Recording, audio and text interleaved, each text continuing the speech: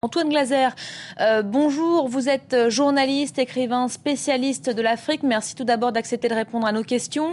On vient de le voir, les Français sont donc entrés en action, une intervention à la demande des Nations Unies, rappelons-le, mais jusqu'à preuve du contraire, la force Licorne n'est pas placée sous mandat de l'ONU. Jusqu'où, selon vous, les militaires français peuvent-ils aller et puis quelles sont les limites de cette mission ? En fait, les forces françaises, il y a ce qu'on appelle en Côte d'Ivoire les forces impartiales. Vous avez 10 000 hommes des Nations Unies et il y a maintenant, ils sont 1650 soldats de la force Licorne, mais qui a toujours intervenu en Côte d'Ivoire avec des résolutions des Nations Unies.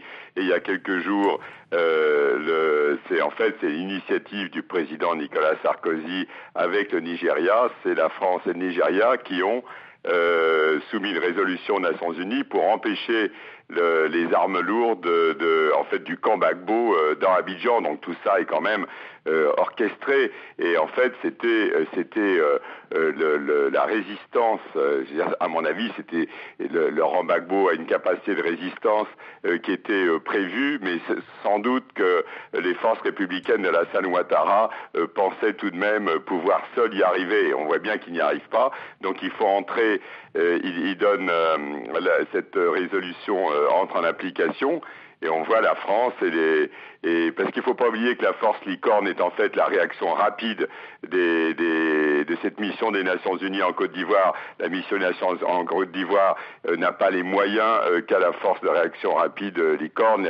Les Français sont en Côte d'Ivoire depuis une génération, donc c'est évident qu'ils connaissent le terrain, mais ils ne s'attendaient pas à avoir une telle résistance du côté de Laurent Gbagbo. Donc, si je vous comprends bien, cette requête de l'ONU n'était donc qu'un prétexte. Une question à présent sur la chute de Laurent Gbagbo que certains disent aujourd'hui inévitable. Est-elle proche selon vous ? C'est impossible à savoir, mais la seule chose, c'est que Laurent Gbagbo, on le voit bien, a toujours eu un coup d'avance, que ça soit, vous avez vu avec le Conseil constitutionnel au moment de l'élection qu'il avait perdu, il a fait appel à ce Conseil constitutionnel pour se maintenir au pouvoir, et de la même façon, vous voyez qu'il y a un Français qui a été enlevé, et c'est pas hasard, c'est un homme d'affaires qui s'appelle Yves Lamblin, dont le directeur général avait demandé à ce que les entreprises françaises ne payent plus d'impôts à Laurent Gbagbo, au régime de Laurent Gbagbo. Donc on voit bien qu'il ne faut pas sous-estimer encore une fois Laurent Gbagbo comme ça a été fait jusqu'à présent. On le voit bien, les combats prennent plus de temps que prévu, en tout cas plus de temps qu'annoncé. En cas de chute du régime, quel avenir politique pour Alassane Ouattara ? Alassane Ouattara déjà pointé du doigt pour des crimes commis dans cette offensive militaire. On parle notamment de tueries, de viols. Ça va être extrêmement difficile pour Alassane Ouattara. Vous avez vu que depuis le mois de novembre, il hésitait vraiment à intervenir militairement. Dans un premier temps, il espérait que ça soit quasiment la communauté internationale avec une intervention du Nigeria qui puisse l'installer au palais à Abidjan. Il faut savoir que Laurent Gbagbo, en fait, a 55-60% de son électorat dans Abidjan, donc il est chez lui dans Abidjan. Et c'est vrai qu'une fois, même s'il arrive au pouvoir, d'abord, il sera quand même un peu pris, sans doute, otage des gens qui l'ont fait roi après l'élection, c'est-à-dire les militaires, les anciens rebelles. Donc la réconciliation nationale n'est pas pour demain en Côte d'Ivoire. Et alors en cas toujours de chute du régime donc de Laurent Gbagbo, quel avenir imaginer pour le président sortant ? Certains parlent de jugement. On entend des Ivoiriens dire que après tout ils ne le voient pas juger. L'important pour eux c'est de le voir avant tout partir, quitter le pays.